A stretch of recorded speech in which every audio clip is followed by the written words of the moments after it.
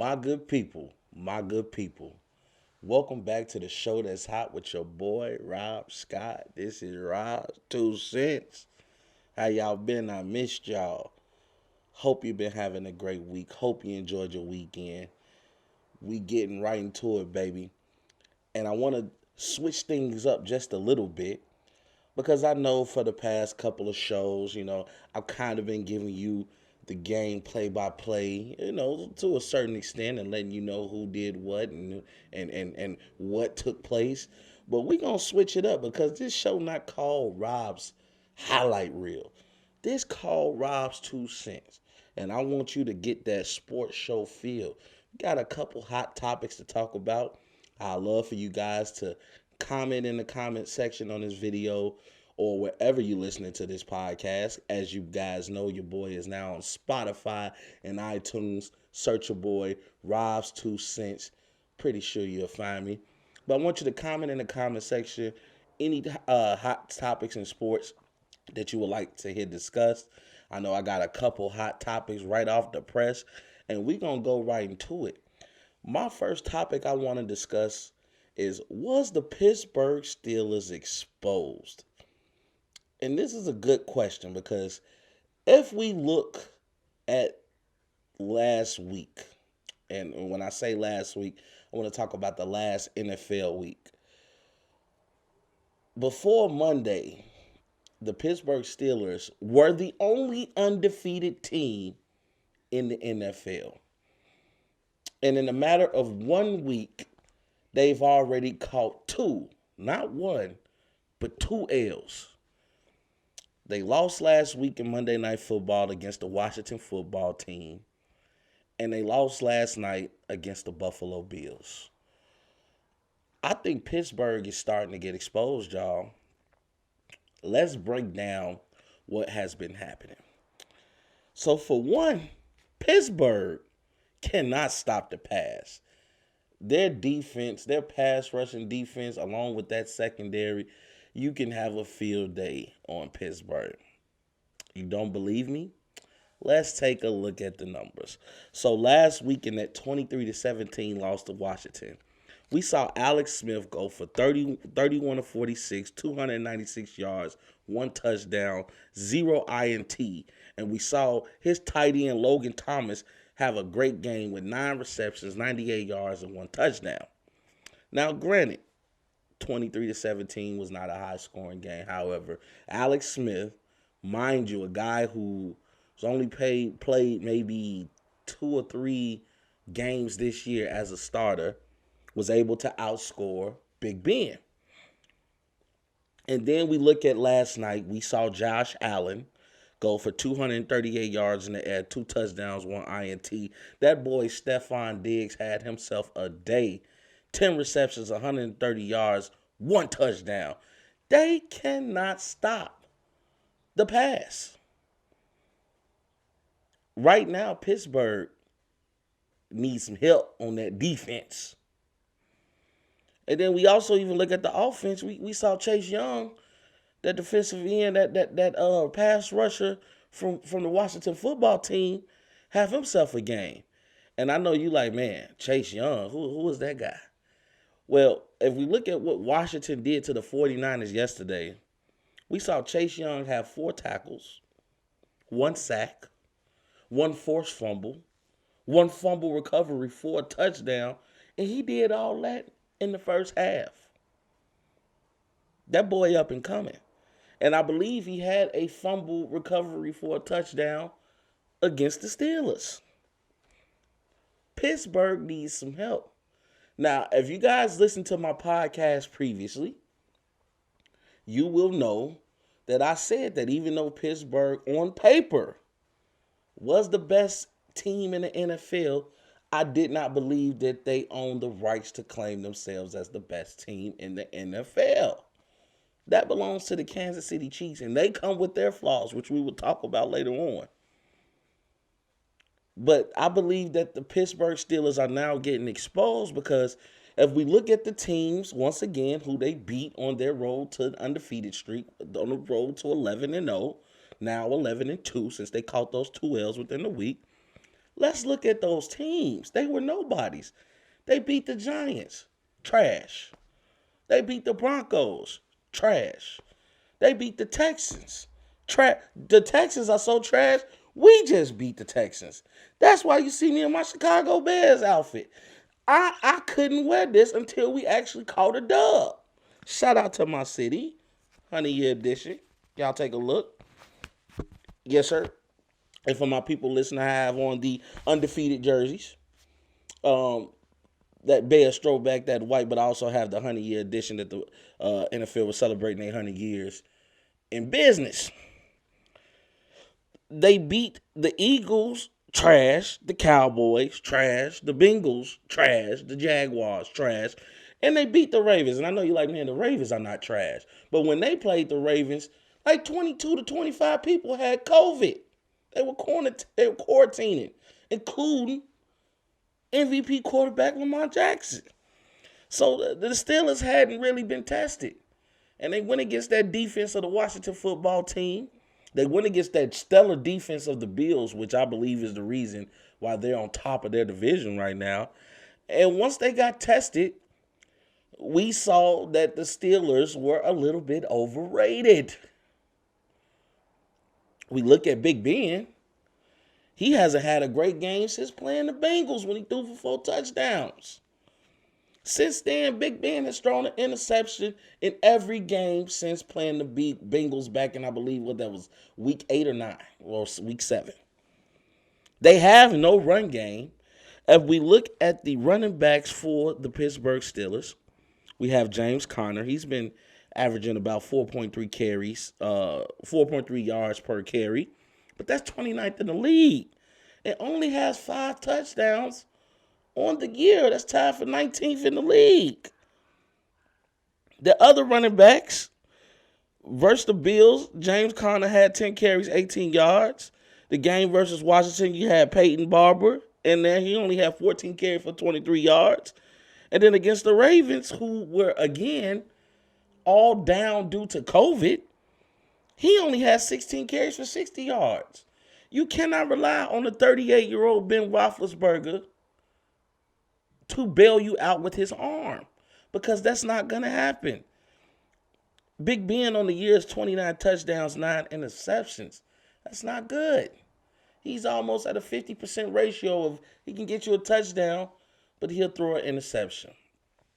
And if we look at the last 3 games that the Steelers have on their lineup, they have the Bengals, the Colts, and the Browns, who playing right now against the Ravens. Excuse me. And I only see them beating the Bengals. The Colts have been a dark horse in the AFC. And if you're not careful, they're going to slip around and get into that playoff spot. And the Browns have been playing out of their mind. And I just don't see that defense being able to stop Baker Mayfield and his wide receivers. That's just not going to happen. So Pittsburgh has been exposed. And it's going to be interesting to see how they will do in the playoffs. First round exit, perhaps? Well, not the first round, because if they're able to at least win 2 out of these next 3 games, I believe they'll clinch a first round bye. However, only time will tell. They better hope they can hold on to that number 2 position, because the Chiefs are rightfully in their space as number 1, which brings me to my next topic. Is Kansas City the best team in the NFL? Now, of course, you know I'm going to say yes. We look at Pat Mahomes on the year, 33 touchdowns, only 5 interceptions. His only interceptions have came against the Las Vegas Raiders, which is the only team to put a blemish on their record, with the Kansas City Chiefs being at 12-1. They got their revenge back on the Raiders. And then if we look at the Miami Dolphins yesterday, he actually threw 3 interceptions in one game. And by some miracle, the Kansas City Chiefs were still able to pull out that dub. However, it didn't come without a cost. Pat Mahomes was 24-34 on the day, 393 yards, 2 touchdowns, 3 INT, as I mentioned. 0 production from the running game, and that's pretty much been their MO all year. all year. But if you look at his other supporting cast, he has more likely the best receiver in Tyreek Hill, as he has 3 receptions, 79 yards, and 1 touchdown on the day. Travis Kelce had 8 receptions, 136 yards, 1 touchdown on the day. They have been holding Mahomes down, and they have been making themselves great targets for Mahomes to get that ball out of there. Tua Tagovailoa had a pretty decent game. He was 28 of 48, 316 yards, 2 touchdowns, 1 rushing touchdown, 1 interception. And the Dolphins scored 17 in the fourth. As another problem alluded to, Kansas City, they can stop you. They won't stop you, but the problem is teams can't stop Mahomes. As I mentioned, 33 touchdowns on the year, 5 interceptions. He threw 1 interception in the loss versus the Las Vegas Raiders. He was 29 of 43, 340 yards, 2 touchdowns, 1 INT.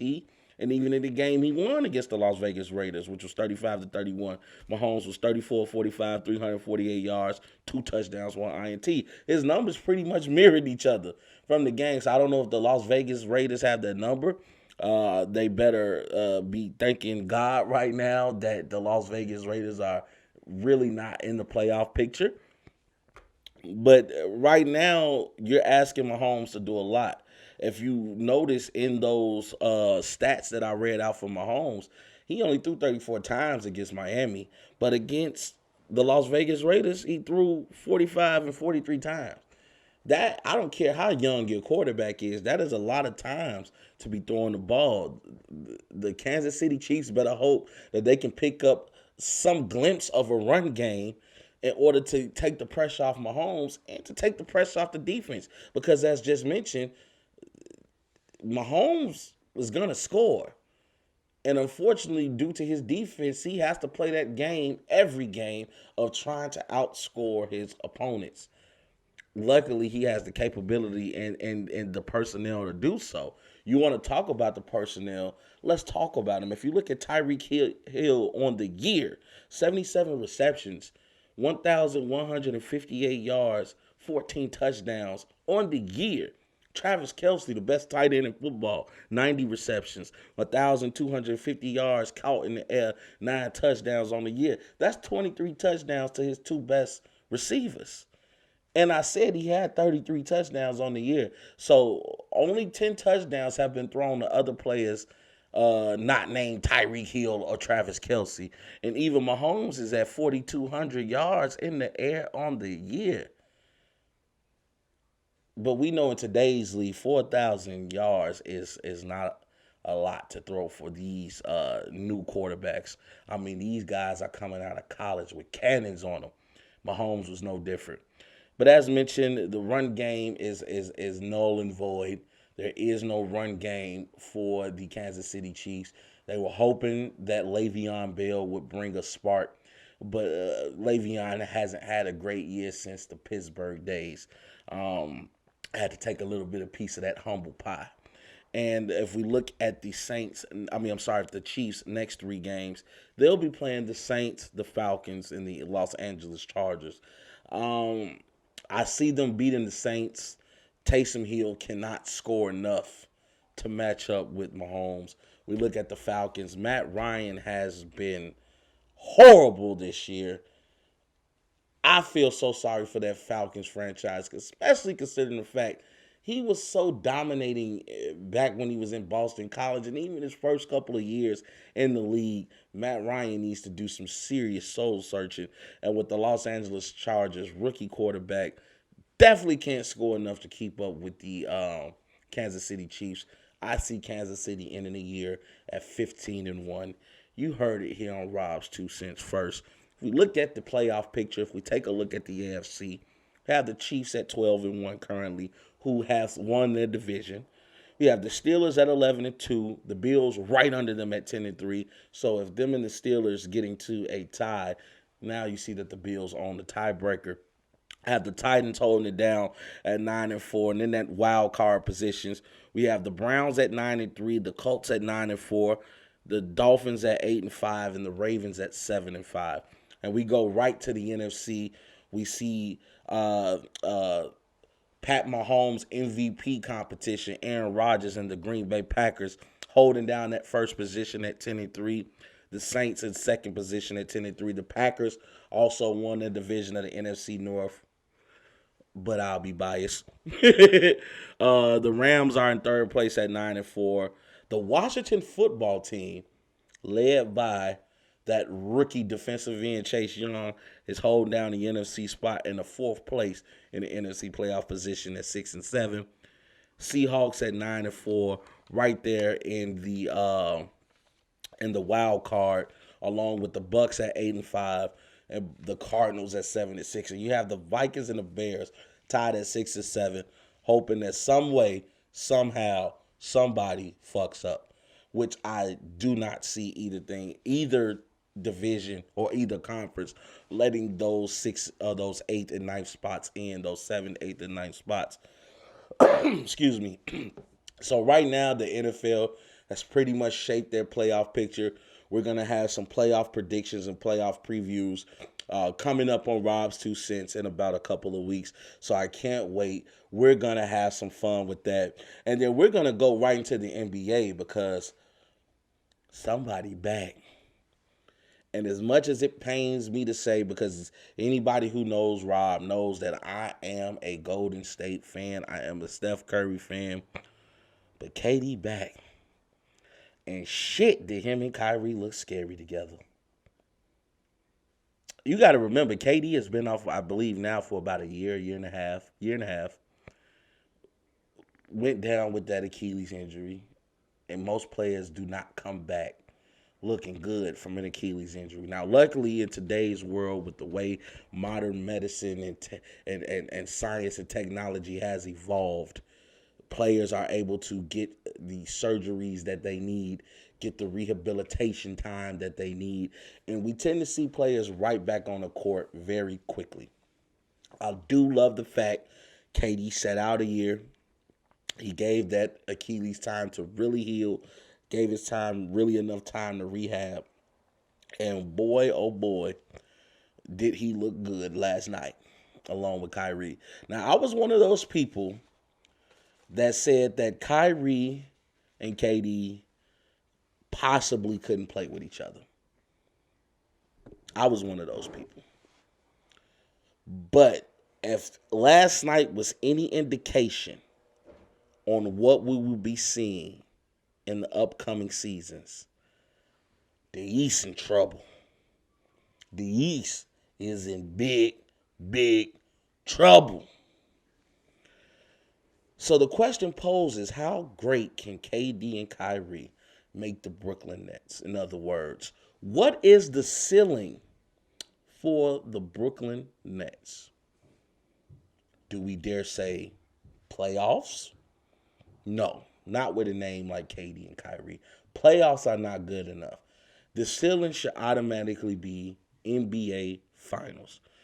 If we look into what happened last night, as you guys know, NBA preseason basketball is happening right now.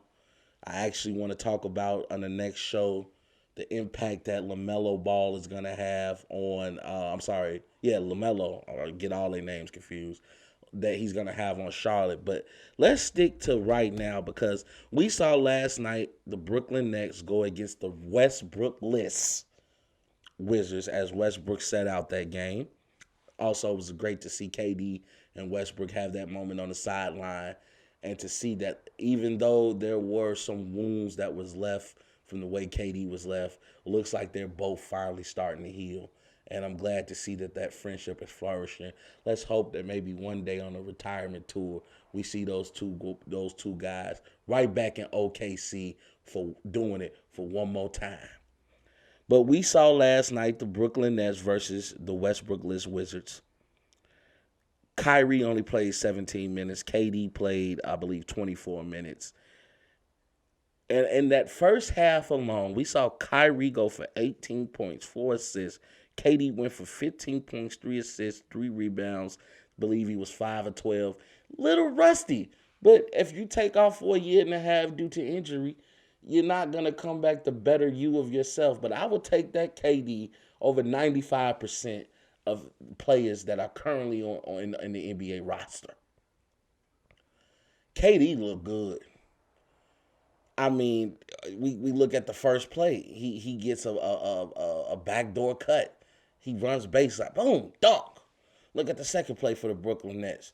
Pick and roll. Him and DeAndre. Take that. Even DeAndre Jordan looked revitalized. It's just something about when you know you're going to be playing for a ring that makes that old age go away. It's something about when you know you're going to be playing for a ring. It's time to dust off the old shoes and get this motherfucker one more go. Man, the Nets look scary good, man. And you know that KD and Kyrie is going to have a major impact on the Brooklyn Nets. Let's just look at them individually. If we look at KD from 2016 to 2018, doing those Golden State runs, doing those back-to-back title runs, he averaged 26.7 rebounds, 5 assists. And even that last year he was in Golden State, well, not last year, the year before that, that fateful and hurtful injury happened to him, he was in the runnings for Defensive Player of the Year. You guys still have to remember, KD is 7 feet tall. When he stretches his arms, he's about 9 feet tall. So you got to picture a player that shoots at the top of their apex. There's nothing really you can do with that player. Not to mention he can dribble like a guard, but he can also get big like a post player, because he does a lot of damage in the post, especially when he goes to that fadeaway. It's nothing you can do with KD. And then we look at Kyrie. Before the injury, he averaged 24 points with Boston. Now, granted, Boston did play better without Kyrie, but Kyrie is your typical human being. I'm not. It's hard for me to give you my best when I don't want to be here. Simply put, I don't want to be here. I'm here to earn a check. I'm here because of contractual obligation. But is this where I want to play? Is this where I see myself for the next 4 to 6 years? No. You can tell right off the bat, Kyrie did not get along with his team. He played a lot of the blame game. And Kyrie has a lot of growing up to do in order for this team to reach their highest potential. Because right now, Kyrie is doing a necessary thing, like bringing off-court distractions to the Brooklyn Nets by refusing to speak to the media, and consistently getting this $25,000 fine because, hey, Kyrie, newsflash, brother, you're not going to like everything the media has to say. But you have a contractual obligation to talk to the media by being a contractor employed by the NBA. Even if you have to do what Marshawn Lynch did. Hey, you know why I'm here. You know why I'm here. I'm here so I won't get fined. You have to do what you have to do to make it on to the next game. Paying $25,000 because you don't want to talk to somebody with a camera in your face. You're Kyrie Irving. You're always going to be talking to somebody with a camera in your face. On to the next subject. But if we look at the Brooklyn Nets last night, they beat the Wizards. They looked very good doing so. We have to remember, Caris LeVert did not play. He had his best year last year in the NBA when he averaged about 19 points a game. We look at the notable bench players. You got Spencer Dinwiddie. You got sharpshooter Joe Harris. You got sharpshooter Landry Shamet. You got Jeff Green, who's looking revitalized. You got Tyler Johnson. We just need to see if that rookie coach and Steve Nash can control the egos of KD and most likely the person with the biggest ego, Kyrie. Because KD knows who he is, but I feel like Kyrie feels that he continuously have to prove himself. Now I realize that, hey, Kyrie, you are an NBA champ. You hit one of the shots. Like, even though it was against my team, it was a hell of a shot. You need to check your egos at the door and get the job done. I believe this is going to work with the Brooklyn Nets because KD can't play off the ball, which allows Kyrie to, dominate the ball, when he has the ball in his hand, he is a better player. As long as KD doesn't start pouting about not getting the ball, I see the Brooklyn Nets being definitely a top 5 team, not just in the East, but I'm talking about an NBA period. Definitely don't see a team in the East that can even staying up to the Brooklyn Nets, especially if you look at players like Giannis. I saw that game with the Milwaukee Bucks, and Giannis still looks like Giannis. He didn't get any better. I don't see him shooting better. I don't see him pulling up for at least 17 footers.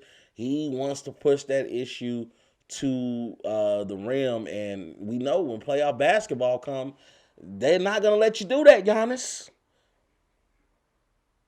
Okay, so you need to be working on your game right now, because right now the beast of the East look like it's going to Brooklyn. But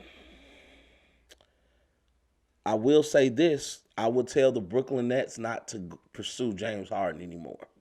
I believe if you bring in James Harden, that's going to throw off your team vibe. You already have enough egos there with KD and Kyrie. And I was watching Shannon Sharp's podcast the other day. He was interviewing Gilbert Arenas, and Gilbert brought up a great point. Gilbert Arenas stated that James Harden has no offensive game. And when he said that, of course, I thought like everybody, what do you mean? I mean, we talking about a guy who can average 40, who can go for 60 at any given time. And then I had to really think about what he was saying. And James Harden doesn't have an offensive game. It's dribble, dribble, shoot, dribble, dribble, drive. He does not play off the ball. He does not run off screens. He is not a standstill shooter. He's not a pick and pop shooter. He's a great assist guy. He's gonna get people the ball, but he doesn't have a go-to move. It's not like you can say, "Hey James, I need you to go down in the post and give me 10 real quick." I mean, unless he has the ball in his hand, he is no use on an NBA court. So I believe that the Brooklyn Nets should keep what they have now, see what they can do with that this year, and then look to build off that. But they do have some rivals in the West, which brings me to my last topic before we get into wrestling, before we call it good night. Ooh, will the Lakers repeat? Because let me guys tell you, the Lakers look good. GM Braun has stacked the deck against the NBA. Let me tell you how them Lakers look. Now, we know last year LeBron James averaged 25 points, 10 assists, 8 rebounds a game. AD, 26 points, 3 assists, 9 rebounds a game. We saw them beat the Clippers in their preseason debut. Kyle Kuzma had 25 points. Well, it wasn't the debut, I'm sorry. In the second game, we saw Kyle Kuzma have 25.6 rebounds, 4 assists. But who saw this coming? THT. Taylor Horton Tucker went for 33 points, 10 rebounds, and 4 assists. That boy looked like he's trying to be option 3 for the Lakers. Now, we don't know if this was an aberration.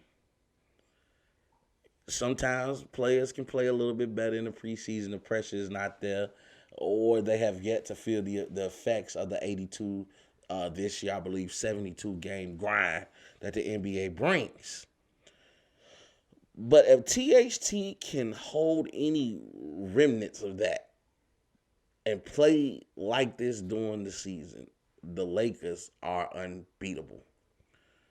Because we didn't even see them at full force yet. AD and LeBron, GM Bron, as I like to call him, have yet to play in a preseason game. We did see the debut of Kawhi Leonard in the second game, but he didn't play many minutes, so there's nothing to get excited over. However, the Lakers did beat the Clippers without their 2 stars, and the Clippers had their 2 stars. Paul George and Kawhi Leonard was on the court. Facts off just facts. But if we also look who was added to the team, Dennis Schroeder, who didn't play yesterday, Wesley Matthews, who didn't play last night. So you added shooting with that. You got Big Marc Gasol, who didn't play the first game but played the second game, and just looks like he's taking a sensible bean. He's looking like he's drank from that fountain of youth. He's looking like he's prime and ready to help the Lakers win the second title, go for a repeat for GM Bron and AD. So the Lakers are stacked. I mean, Marc Gasol even had some great passes with players running off screens, going back door. Marc Gasol, as we know, probably one of the better passing big man in the league, and not to mention reigning 6 man of the year, Montrezl Harrell. Now with Marc Gasol, it allows AD to play at his natural position at the 4. But with Montrezl Harrell, you could put AD at the 5, play Montrezl at the 4 for those teams that like to play small ball. Right now, the Lakers are looking deadly. I don't see a team right now that can stand up to them, especially God willing, no injuries happen. AD's able to stay healthy. I don't have any concerns for LeBron, even though he's a year older. But LeBron is the Iron Man of the league. He does not get hurt. We saw that little slip up in his first year with the Lakers with the groin injury. Him missing those playoffs gave him time to heal because, I mean, what was that? He had made it to 8 straight finals, 9 straight finals. It's ridiculous, So LeBron needed that time to heal up. But now they're back. The Lakers are black and they are stacked, and that's all thanks to GM Bron. And last but not least, you guys, we having us a great show tonight. We want to look at wrestling. We want to look at the landscape of wrestling. And I'm going to start off by first talking about WWE Raw. Now, WWE, you have been giving us some stale shows, okay? And not from SmackDown, but from Raw. It's starting to look like a very repetitive episode. I feel like when I watched Raw last week, it looks like the same Raw I saw this week. So WWE has to figure out a way to inject some adrenaline into WWE Raw. I mean, I grew up watching WWE Raw. I would hate to stop watching the show, but I need some new things, WWE. I mean, if you look, I think you're using your women's champion all wrong. Asuka is a monster, and you need to let her get in some proper feuds, some proper rivalries. Right now, you got her stuck in limbo, going against Nia Jax and Shayna Baszler, even though they are the WWE Women's Tag Team Champion. But you got her partnering with Lana. Right now, if you want to show me something, put Asuka against them by herself and let her hold the Tag Team Champions by herself, along with the WWE Raw's Women's Champion. That's what I would like to see. However, there are some interesting storylines going on. We saw Sheamus. So right now, Sheamus is in an interesting storyline with Drew McIntyre. And Drew McIntyre, as you know, is the current WWE champion over there on Monday Night Raw. Drew McIntyre and Sheamus has a history. They both come from Europe. Drew McIntyre from Scotland, Sheamus from Ireland. So they have that European connection. I believe they used to wrestle together back in the day, do some little tag team matchups together, do some singles competitions against each other. So they're definitely not shy. They're definitely not strangers to each other. And right now they're playing this little game of WWE is trying to show us that Sheamus could possibly turn on Drew McIntyre. I mean, if we look at the matchup that they had this past Monday Night Raw, as you guys know, Monday Night Raw is going on right now. We'll be reviewing that next show. But if we look at last Monday Night Raw, we saw Sheamus and Drew McIntyre go against John Morrison and The Miz and the phenomenal AJ Styles, who is right now currently the number 1 contender, who will be facing Drew McIntyre for the WWE title at the WWE pay-per-view TLC, which will happen in about 2 weeks. And they went against them in a handicap match, and all during that matchup, they kept teasing Sheamus is going to turn on Drew McIntyre. Now, I'm like, not so early. I would let that storyline develop a little bit. However, Sheamus did accidentally punch Drew McIntyre in the face after he was swinging, I believe, at The Miz, and The Miz ducked, and Drew McIntyre got caught right in the kisser. However, he waved it off. He told Sheamus, it's all right, get your head back in the game, let's win this matchup. And Sheamus started going berserk. He was whooping everybody's ass. He's getting ready to deliver a bro kick. He goes to kick, I believe it was either The Miz or John Morrison. They move out the way. He bro kicks Drew McIntyre. And based off this distraction, AJ Styles is able to jump on the ropes and hit the phenomenal forearm for the win. And I loved it. I mean, I'm like, okay, where are we going with this? But then they showed Sheamus and Drew McIntyre in the back, and Drew approached Sheamus like a man, like, hey, man, you kicked me. Come on, you know what we got to do. And they threw hands. I like that. I've never seen WWE go from that aspect, but they threw hands against each other, and then they end up throwing some random guy in the table, and they laughed it off. But I liked seeing that. It's like, okay, you fucked up, you got to catch these paws real quick, and then we can be buddies again. Real man versus man type shit.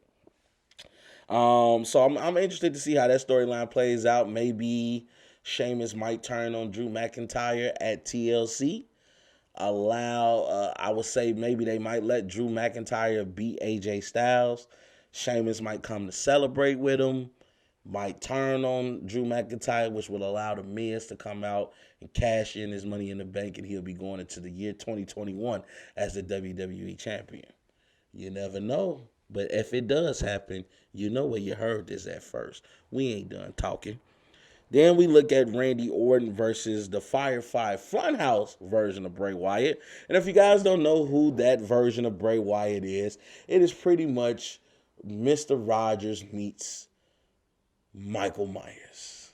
Matter of fact, no, it's Mr. Rogers meets Freddy Krueger. That's more like it. It's a freaky guy. He has like this little kiddie show, and he talks to puppets. Alexa Bliss was not on this show, so I hope she's fine. Because I've been loving the dynamic with Bray Wyatt and Alexa Bliss with this Joker Harley Quinn persona going on. But as Firefly Funhouse Bray, he does these little skits. Kind of looks like he's in the kid show.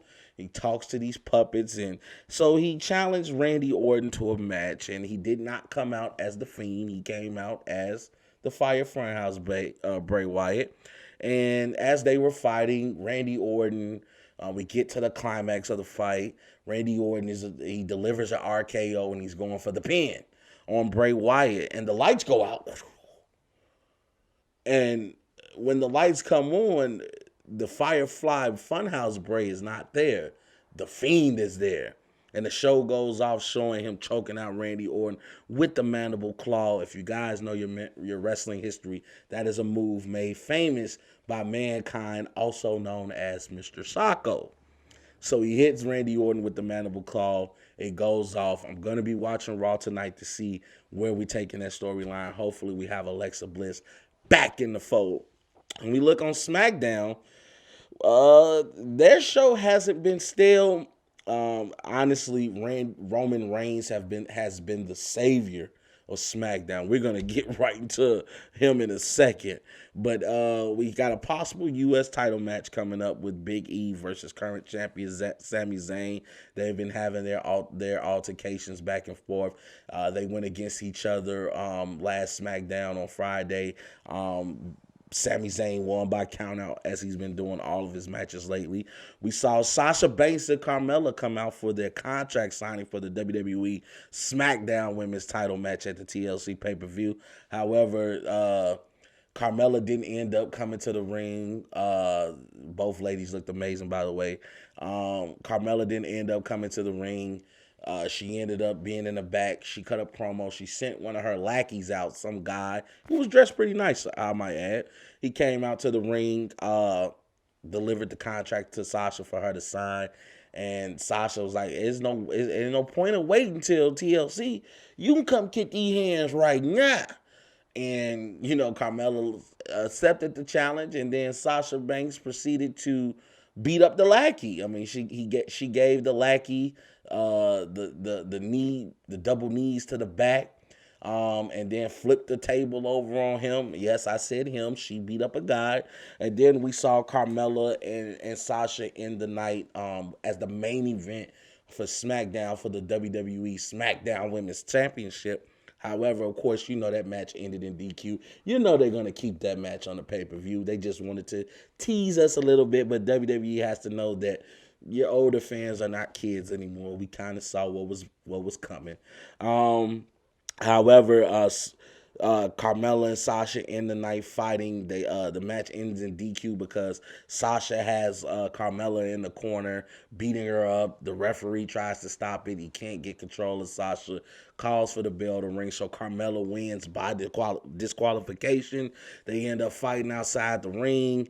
Her lackey kind of distracts Sasha, and Carmella breaks a champagne bottle right over her back. So I'm pretty sure Sasha is going to be looking to get some revenge. I really hope they allow Sasha to win this match, because don't let her be, she already had the stigma of she can win the title, but she can't defend the title. She finally was able to defend her title against Bayley. So I don't want to see her give up the belt quite yet. But Carmella and Sasha have an interesting dynamic, because usually you have a good guy, and then you have a bad guy. But in this situation, they both are the heels. So if you're a person that wants to see a good guy win, watching this match, you're probably not going to care either way of what the result is. So, but that brings me to my boy Roman Reigns. Man, the tribal chief, the head of the table. He did such an excellent job this past Friday. It starts off with Roman Reigns in the back. He's with Jey Uso, looking at the big screen, and he notices Kevin Owens come out to the ring. Of course, he puts a table in the ring. He puts a chair in the ring. He puts a ladder in the ring, because at WWE TLC pay-per-view, we're going to see Kevin Owens versus Roman Reigns for the SmackDown Heavyweight Championship. Oh, no, I'm sorry, for the SmackDown Universal Championship. Let me get that right. Don't hold your boy to that. In a tables, ladders, and chairs match, if you guys didn't know what TLC stood for. And Roman Reigns watched KO talk all of this shit. And Jey Uso ended up going out there, and him and KO had a great fight. Jey Uso had the upper hand for a second, even focused on Kevin Owens' leg, which now I believe is going to be a vocal point for Roman Reigns in their upcoming pay-per-view match. And after Kevin Owens was able to get the upper hand and get Jey Uso out of there, Roman Reigns came out ready to fight, because Kevin Owens said, "Hey, I ain't scared of you. I want you to come get these hands. I want you to come get this business. Your name is being called, and I need you to be up there front and center for this ass whooping."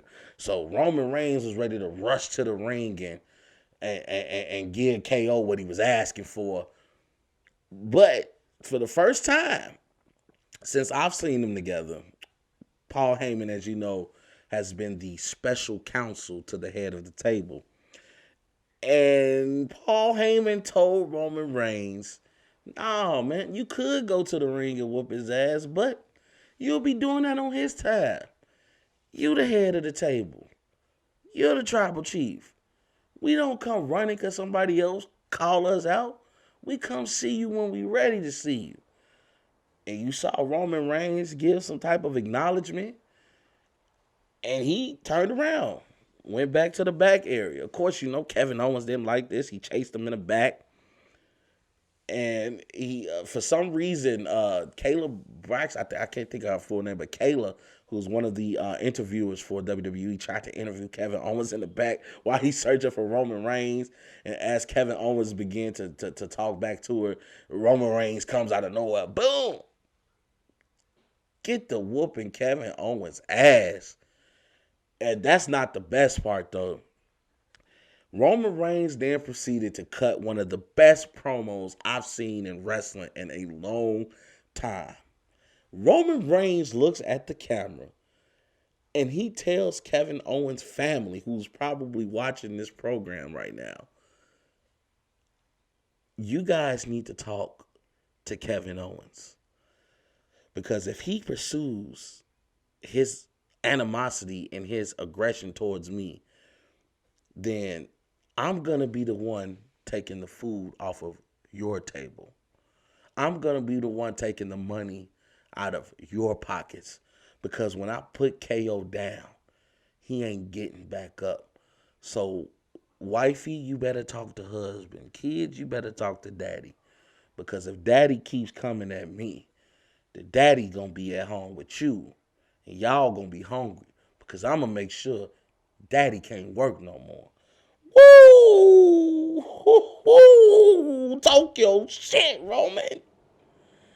Now I will tell you guys all the time I was not the biggest fan of Roman Reigns at first. I loved his character in the Shield. I loved when he was just the muscle, the guy that didn't say much. He just came and fucked shit up. But I believe John Cena fucked him up when he cut that promo telling Roman Reigns pretty much, man, you don't know the first thing about wrestling, and he was calling him out, man. This is called a promo. Learn how to cut one.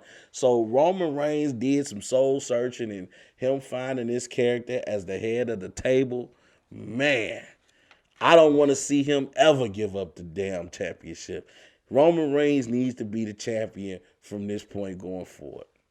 And last but not least, we got to talk about AEW. Just some quick points of order. AEW had a great Dynamite, by the way. We saw Dark Order continue to try to get members to join the cult. They were trying to recruit members. We saw them already trying to recruit Adam Hangman Page. He's steady saying that he's not going to join, but we don't know how that's going to go. But they also tried to recruit Dustin Rhodes, brother of Cody Rhodes. Also, anybody who's a wrestling fan knows that Dustin Rhodes used to be formerly known as Goldust in the WWE. Yes, he is still wrestling. And might I add, he still looks good as a wrestler. He moves like a young guy. I mean, that guy looks like he's going to be wrestling for the next 5 years. But if you guys know any history on Dustin Rhodes, it used to be a time when he was in WCW, forgive me, and he used to be called Seven. And they kind of played back to this Seven character, which he looked like Jeepers Creepers pretty much. And pretty much told Dustin that they're extending their invitation to him and he will be known as Seven within the Dark Order. Of course, Dustin Rhodes, he declined his offer. He smacks Uno, who's pretty much the mouthpiece for the Dark Order. But Uno held back the wolves, told them, don't worry, he'll come around. Let's just go. So I'm interested to see how that goes. As we know, Shaq has made his appearance on AEW. Yes, Shaquille O'Neal, the Diesel, Superman, that Shaq, made his appearance on AEW. As you know, he's been working with a young lady by the name of Jade Cargill, who was discovered by Mark Henry, by the way. And she's been in a feud with Brandy Rhodes, who is Cody Rhodes' wife. Cody Rhodes, as I just mentioned earlier, the brother of Dustin Rhodes, son of the WWE Hall of Famer and the late, great Dusty Rhodes, the American Dream. So he had to sit down with Brandy Rhodes, who was injured, by the way, due to Jade Cargill, like putting her arm on the ground and stomping on her elbow. I mean, it just looked nasty. It almost looked like a real injury. So they had a little sit down, and Shaq was apologetic on behalf of Jade, but he had to throw some slick comments in there, telling Brandy, you might want to take some pages out of Jade's book, and if you be like Jade, maybe you'll be more successful in your wrestling career. And Brandy didn't take too kind to that at all, throwing the cup of water in Shaquille O'Neal's face. So I'm interested to see how that dynamic goes. As you know, Shaq is nothing but a big kid, man. Definitely one of my celebrities that I would love to meet. I'm pretty sure we'll have a great time. The Inner Circle stayed together, you guys. If you guys saw my episode last week, you would know that Chris Jericho laid out the ultimatum, saying pretty much, hey, if you guys can't get your shit together, then maybe we'll just break up as a group. They did a very funny segment. Me talking about it won't do any justice. I advise you guys to go to YouTube, go watch the Inner Circle stay together. It is funny as hell. They go from Jericho and MJF having problems. MJF and Sammy Guevara having staring problems, to Wardlow and Big Jake Hager having staring problems. It was just hilarious. In the end, of course, they stood in the ring together, gave their patented middle fingers to let you know that they stand as a group in solidarity. And we will see that a little later on as the night progressed. We also saw Abaddon and Sheeta's storyline continue to build. As Abaddon, as you know, is pretty much looking like the next contender for the AEW Women's Championship. And she, as I told you, she's this character that's like a Marilyn Manson type character, a zombie type character. I mean, she has blood coming out of her mouth. They put her against a jobber. As you guys know, a jobber is somebody who's pretty much put in that ring to lose. Your job is to go in there and make our superstar look like a superstar. That's what a jobber is. So she wrecked this jobber, went through her with no problem, and was about to continue to punish me even after she won the match. She'da came out with a kendo stick, hit Abaddon right in the head, but to no avail. Abaddon looked like she was untouched, and it put a look of fear on Sheeta's face, which if anybody know Akura Sheeta, she doesn't look scared very often. So definitely interested to see that. I would love to see Abaddon as the AEW Women's Champion. I think that would give the women's division a much needed shot of adrenaline. Because right now they have been very stale, but I'm actually paying attention to them now with Abaddon. We saw Kenny Omega make his first appearance as the AEW champion, along with Don Callis, who again is the TNA Impact Wrestling executive VP. If you guys didn't watch Impact that Tuesday, Kenny Omega made his appearance on Impact Wrestling because, as we know now, AEW and Impact Wrestling has formed some type of partnership, and where certain superstars can go in between shows and have certain matches. Much more on that as I learn the dynamic of this relationship between Impact Wrestling and AEW. But pretty much, Kenny Omega cut the same promo he cut on Impact Wrestling's TV on their Impact Wrestling show that airs, I believe, on Destination TV. Pretty much just saying that him and Don has had this in the works for a while. Pretty much ever since Kenny was born, because Don Callis has some relationship with Kenny Omega's family. He's also one of those generational superstars whose family has been in the wrestling business for a long time. So Kenny Omega has went back to this cleaning character. I mean, he even showed up to AEW in a copper, in a helicopter. It was tough to see that for a while. Always makes me think of this guy up here, man. Rest in peace, continuously, Kobe. But he showed up to AEW in a helicopter and pretty much just showed you this brass asshole persona of why he's the champ and why it's looking like he's going to be a champ for a very long time. We also saw MJF beat Orange Cassidy. As you know, they had a battle royal last week on Wednesday Night Dynamite. And the winners of that battle royal were going to meet each other on this episode of Dynamite to see who was going to be the Dynamite diamond ring holder. Well, like I mentioned before, anybody who holds this ring is pretty much setting yourself up for a future title opportunity. Orange Cassidy and MJF put on a hell of a match. We saw some great moves within that match. We saw some funny parts within that match. We saw the best friends, who are the two guys that Orange Cassidy rolled with, go to the back, bring out more help because it was just too many inner circle people out there. But then we saw Miro, formerly known as Rusev, come out and clothesline from hell the shit out of Orange Cassidy, which allowed MJF to pick up the W, which allowed him to retain the AEW Diamond Ring. And before I end talking about AEW, we have to talk about the icon Sting. We have found out that Sting has officially signed with AEW. In what capacity? I do not know. I doubt at 61 years of age he's going to be wrestling. But we've seen Ric Flair do it. We've seen Undertaker ain't quite 61, but damn it feel like he is. So we don't know in what capacity he will be enforcing his role in AEW. I do know I'm interested to see how this dynamic with him and Cody is going to go, because he pretty much came out as Cody Rhodes, Arn Anderson, and Tony Schiavone were in the ring. Sting came out. Anderson paid his respect and politely left the ring. Tony Schiavone was about to leave the ring, but if you guys are any fans of wrestling and know about old school WCW, you would know Schiavone mentioning Sting was the equivalent of Jim Ross mentioning Stone Cold Steve Austin. I mean, we all know, it's Jim Ross, it's Stone Cold, it's Stone Cold. Well, man, Tony Schiavone had that same effect, especially when Sting went into his Crow persona and was going against the entire NWO. You will see Sting coming down from the rafters, and you'll just hear Tony Schiavone, oh my God, it's Sting! Sting. And man, it used to get you hyped if you were a wrestling fan. So they had a very cool moment when they hugged, and Tony Schiavone gave us one more as Sting just for the road, and that was good to see. But then that left Cody Rhodes in the ring along with Darby Allin sitting in the rafters, much like Sting used to do.